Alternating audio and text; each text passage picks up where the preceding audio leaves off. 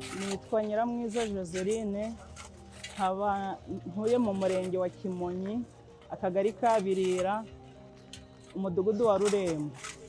Aha turi rero turi mu mudugudu wa Rurembo. Aha duhagaze hakundaga kureka ikiziba, noneho abantu bakabura uko batambuka n'imodoka zikabura uko zitambuka. Noneho tuza gukora inteko y'abaturage, turavuga ngo twishakemo ibisubizo.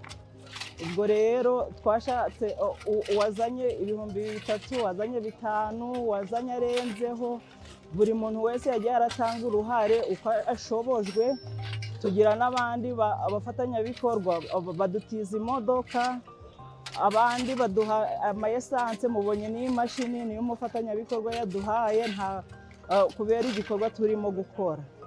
Umuturage agomba kugira uruhare mu bikorwa bimuteza imbere, kuko turashoboye kandi dufite n'umuyobozi His Excellency Paul Kagame yatwigishije gukura amaboko mu mifuka tukajya turakorera hamwe. Niyo mpamvu tugomba gukorera hamwe.